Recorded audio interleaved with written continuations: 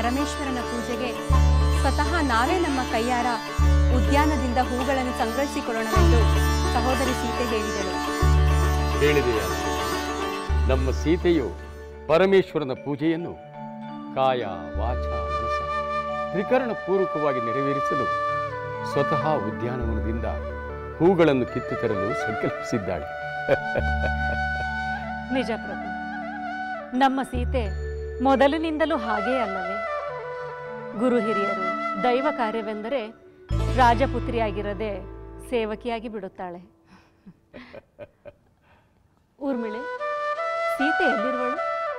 ಸಹೋದರಿ ಸೀತೆ ಉದ್ಯಾನದಲ್ಲಿ ಇನ್ನಷ್ಟು ಹೂಗಳನ್ನು ಸಂಗ್ರಹಿಸುತ್ತಿರುವಳು. ನಾನು ನಂತರ ಅವಳ ಬಳಿ ತೆರಳುತ್ತೇನೆ. ಸಹೋದರಿ ಊರ್ಮಿಳಾ, ಸಹೋದರಿ ಶ್ರುತಕೀರ್ತಿ, ಮಾಂಡವಿ, ಬಂದಿರಾ? ದೊಡ್ಡಪ್ಪಾಜಿಯವರಿಗೆ ಪ್ರಣಾಮಗಳು. ಸರ್ವಾಭೀಷ್ಟ ಸಿದ್ಧಿರಸ್ತು. ದೊಡ್ಡಮ್ಮನವರಿಗೆ ಪ್ರಣಾಮಗಳು. ಮಂಗಳವಾಗಲಿ.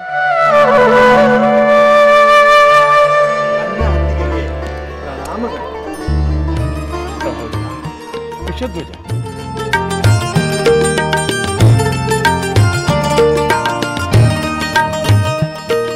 ಎಲ್ಲವೂ ಕ್ಷೇಮವೇ?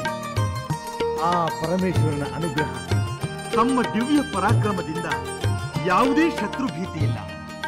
ಇಂದ್ರ ರಾಜ್ಯ ಶಾಂತಿ ಸಮಾಧಾನದಿಂದಿದೆ.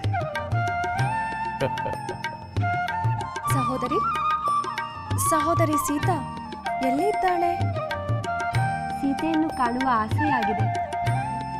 ಸಹೋದರಿ ಸೀತೆ ಉದ್ಯಾನದಲ್ಲಿ ಹೂಗಳನ್ನು ಸಂಗ್ರಹಿಸುತ್ತಿದ್ದಾಳೆ. ಹಾಗಾದರೆ ನಾವು ಅಲ್ಲಿಗೆ ಹೋಗೋಣ, ಹೂಗಳನ್ನು ಸಂಗ್ರಹಿಸೋಣ. ಹೋಗಿ ಬನ್ನಿ ಮಕ್ಕಳೇ. ಆ ಪರಮೇಶ್ವರನ ಪೂಜೆಯಲ್ಲಿ ಭಾಗಿಗಳಾಗಿ ಅವನ ಕೃಪಾಶೀರ್ವಾದ ಸದಾ ನಿಮ್ಮ ಮೇಲೆ. ಊರ್ಮಿಳೆ, ನಿನ್ನ ಸಹೋದರಿಯರನ್ನು ಸೀತೆಯ ಬಳಿ ಆಗಲಿ ಅಪ್ಪಾಜಿ. ಹೂಗಳನ್ನು ತೆಗೆದುಕೊಂಡು ಆದಷ್ಟು ಬೇಗನೆ ಮರಳಿ ಬನ್ನಿ. ಅಪ್ಪಾಜಿ, ಹೋಗಿ ಬರುತ್ತೇವೆ. ಹೋಗಿ ಬನ್ನಿ ಮಕ್ಕಳೇ. ಉದ್ಯಾನವನದಲ್ಲಿ ಆಟವಾಡುತ್ತಾ ಮೈ ಮರೆಯಬೇಡಿರಿ.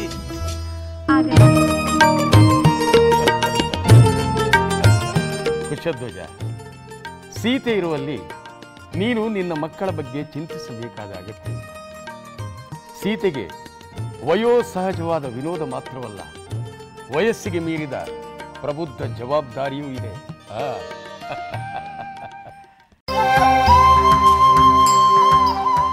ಅದೋ ನೋಡಿ, ವಿಶ್ವಾಮಿತ್ರ ಮುನಿಗಳು ಆಗಮಿಸುತ್ತಿದ್ದಾರೆ. ಬೇಗ ನಗರಾಧಿಕಾರಿಗಳನ್ನು ಕರೆದುಕೊಂಡು ಬಾ.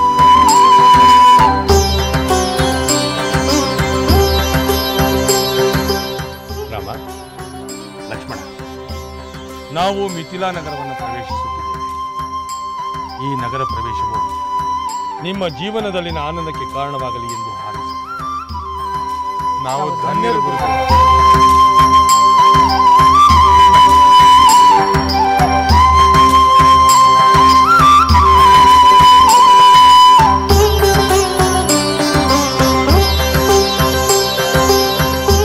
ಬ್ರಹ್ಮರ್ಷಿ ವಿಶ್ವಾಮಿತ್ರರಿಗೆ ಈ ಮಿಥಿಲಾ ನಗರಿಯ ಅನಂತ ವಂದನೆಗಳು.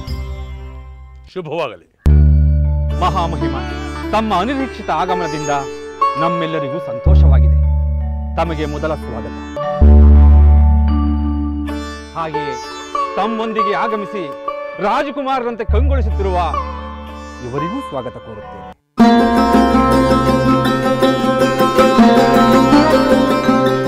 ಇವರು ರಾಜಕುಮಾರರೇ. ನಗರಾಧಿಕಾರಿ, ಜನಕರಾಜನು ನಡೆಸುತ್ತಿರುವ ಯಾಗಶಾಲೆಗೆ ನಮ್ಮನ್ನು ಕರೆದುಕೊಂಡು ಹೋಗಿ ಮೊದಲು ಯಾಗಸ್ಥಳವನ್ನು ವೀಕ್ಷಿಸಲು ಅಪೇಕ್ಷಿಸುತ್ತೇವೆ. ಹಾಗೇ ಆಗಲಿ, ಹಾಗೇ ಆಗಲಿ. ತಮ್ಮನ್ನು ಮೊದಲು ಯಾಗಶಾಲೆಗೆ ಕರೆದೊಯ್ಯುತ್ತೇನೆ. ರಾಜಕುಮಾರರೇ, ದಯಮಾಡಿಸಿ.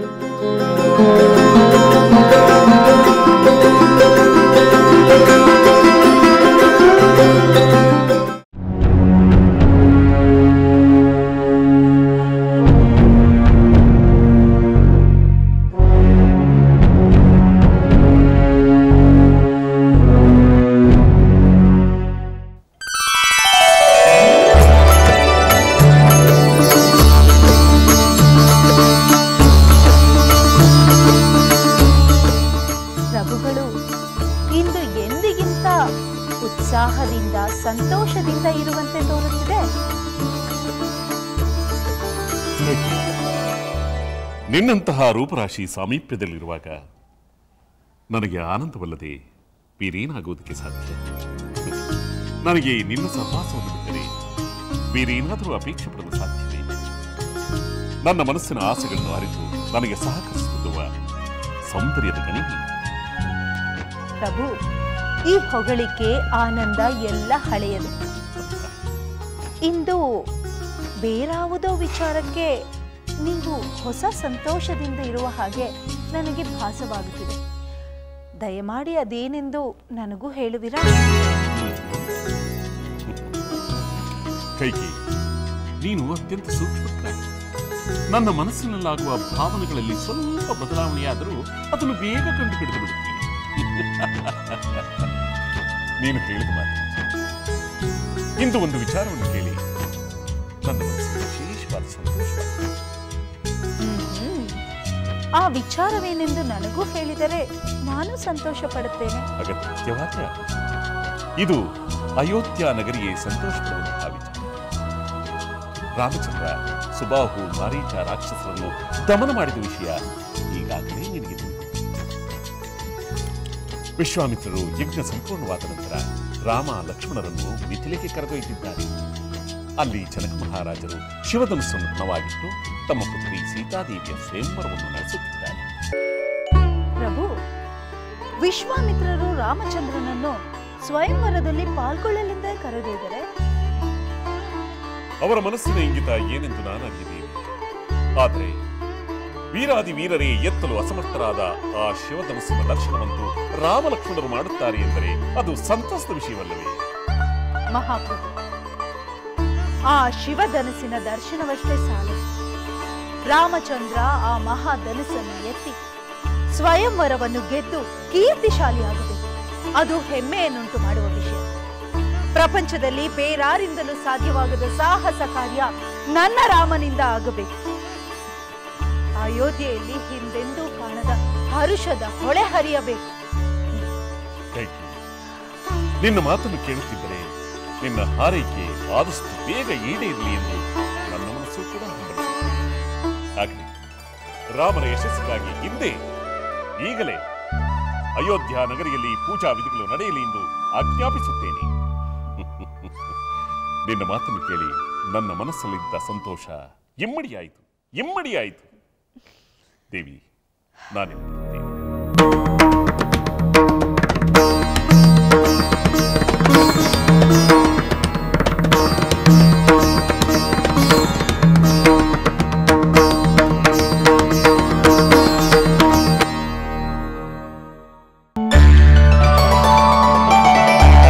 ಚಿಕ್ಕಪ್ಪಾಜಿಯವರಿಗೆ ಪ್ರಣಾಮಗಳು. ಶೀಘ್ರಮೇವ ಕಲ್ಯಾಣ ಪ್ರಾಪ್ತಿ.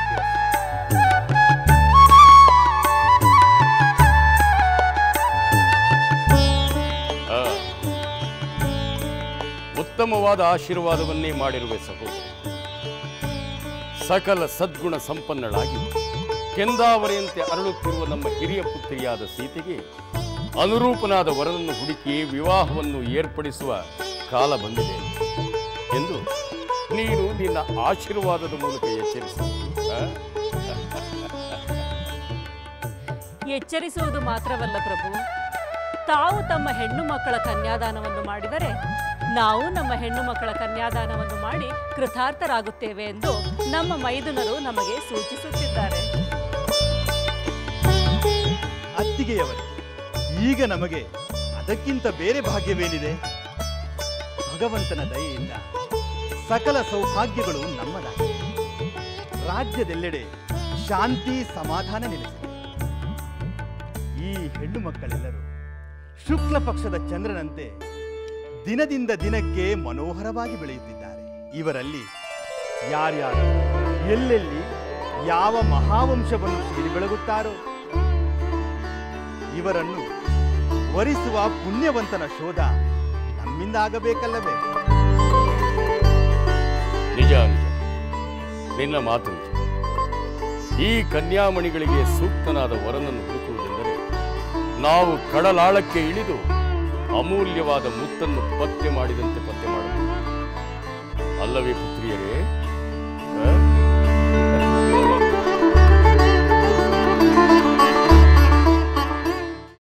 ಓಂ ಇಂದ್ರಾಯ ಸ್ವಾಹ, ಓಂ ವರುಣಾಯ ಸ್ವಾಹ, ಓಂ ಶನೇಶ್ವರಾಯ ಸ್ವಾಹ, ಓಂ ಪರ್ಜನ್ಯಾಯ ಸ್ವಾಹ, ಓಂ ನಾರಾಯಣಾಯ ಸ್ವಾಹ, ಓಂ ರುದ್ರಾಯ ಸ್ವಾಹ, ಓಂ ವರುಣಾಯ ಬ್ರಹ್ಮಋಷಿ ವಿಶ್ವಾಮಿತ್ರ ಅನಂತ ನಮಸ್ಕಾರ. ರಾಮ ಲಕ್ಷ್ಮಣರೇ, ಜನಕ ಮಹಾರಾಜ ನೆರವೇರಿಸುತ್ತಿರುವ ಈ ಯಾಗವನ್ನು ನೋಡಿದರೆ ಗುರುವರ್ಯ, ಮಹಾತ್ಮರಾದ ಜನಕ ಮಹಾರಾಜರ ಈ ಯಜ್ಞವು ಸಮೃದ್ಧವಾಗಿಯೂ ವೈಭವದಿಂದ ಕೂಡಿದೆ.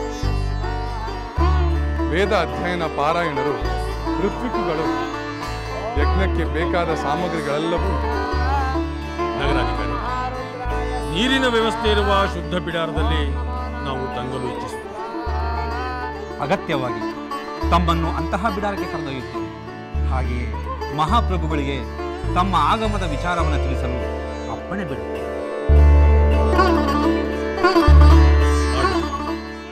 ಮಹಾರಾಜರಿಗೆ ನಮ್ಮ ಆಗಮನದ ವಿಷಯವನ್ನು ತಿಳಿಸಿ, ಹಾಗೆಯೇ ಅವರು ನಮ್ಮನ್ನು ಯಾವ ಕ್ಷಣದಲ್ಲಾದರೂ ಕಾಣಬಹುದು ಎಂಬ ವಿಷಯವನ್ನು ಅವರ ಗಮನಕ್ಕೆ ತಂದರು.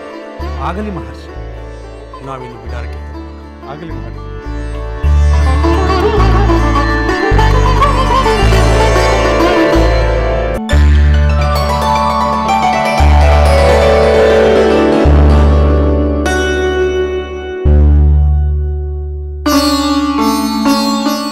ಶುಭಮಸ್ತು ಸಹೋದರ. ಯಜ್ಞದಂತಹ ಪುಣ್ಯ ಕಾರ್ಯದ ಆರಂಭಕ್ಕೆ ನಾನು ಆಗಮಿಸಿ ಪುಣ್ಯದಲ್ಲಿ ಭಾಗಿಯಾಗುವಂತೆ ಮಾಡಿದಿರಿ. ಸಹೋದರ, ನಮ್ಮ ಮಿಥಿಲೆಯಲ್ಲಿ ಯಾವುದೇ ಮಂಗಲ ಕಾರ್ಯವಾಗಲಿ ಅದಕ್ಕೆ ನೀವುಗಳು ಇರಲೇಬೇಕೆಂದು ನಾವು ಬಯಸುತ್ತೇವೆ. ಅದು ನನ್ನ ಭಾಗ್ಯ ಸಹೋದರ. ಇನ್ನು ಮುಂದಿನ ಕಾರ್ಯವೆಂದರೆ ಸೀತೆಯ ವಿವಾಹವೇ ಅಲ್ಲವೇ? ಅದಕ್ಕಂತೂ ನಾವು ಬರಲೇಬೇಕು. ನಿಜ ನಿಜ, ಅದು ನಮ್ಮ ಕುಟುಂಬದಲ್ಲಿ ಮೊದಲನೇ ವಿವಾಹ ಎಂದ ಮೇಲೆ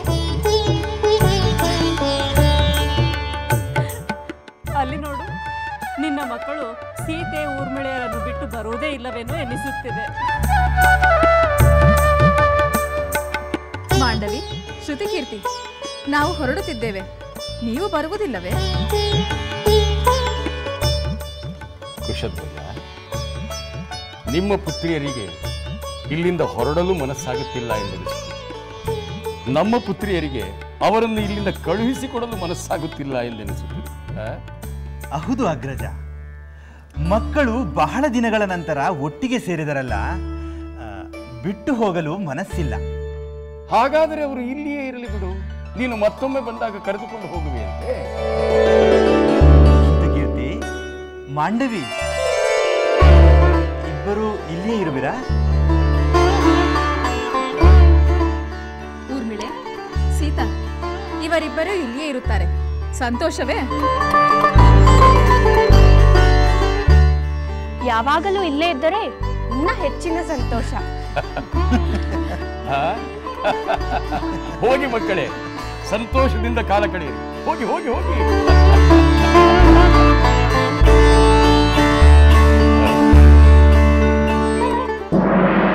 ಮಂಥರೆ, ಮಂಥರೆ,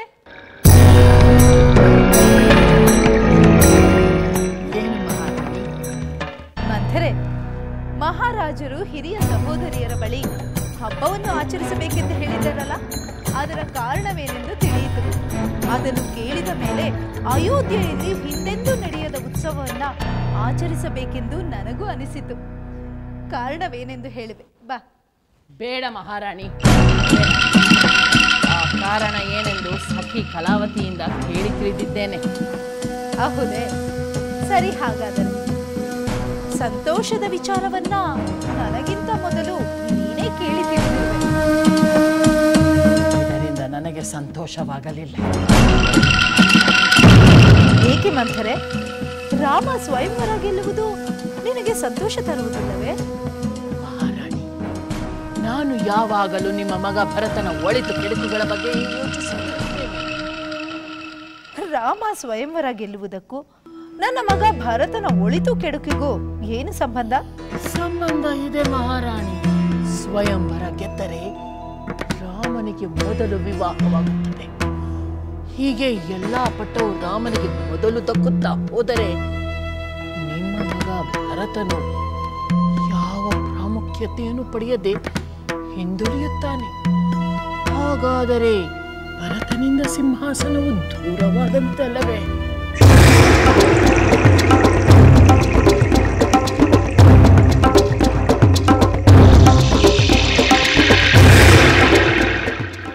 ಸಾಧ್ಯವಿಲ್ಲ.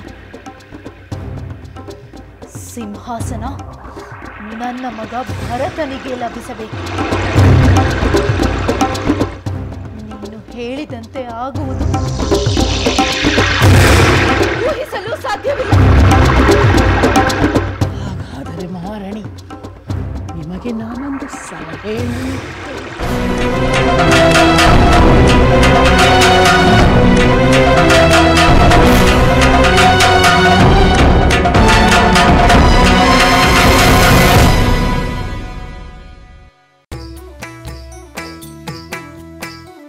ಲಂಕೆಯಲ್ಲಿನ ದುರುಳ ದರ್ಪವು ಸೀತೆ ಸಹನೆಗೆ ಸೋತಿತು. ಅಂಕೆ ಇರದ ಅಸುರ ಕುಲವು ರಾಮ ಬಾಣಕ್ಕೆ ಅಡಗಿತು. ದೂರವಿರಲಿ ಸನಿಹವಿರಲಿ ರಾಮ ಹೃದಯ ನಿವಾಸಿನಿ. ಯುಗವು ಯುಗವು ಸಾಗಲಿ ಅಕಳಂಕ ಪ್ರೇಮ ಪ್ರಬೋಧಿನಿ. ಅಮರ ಗಾಧೆ ಧರಣಿ ಜಾತೆ ಸಾಧ್ವೆ ಸೀತೆ ಸುಚರಿತೆ. ಸಹನ ಶಕ್ತಿ ಪತಿಯ ಭಕ್ತಿ ಲೋಕಮಾನ್ಯ ವಂದಿತೆ.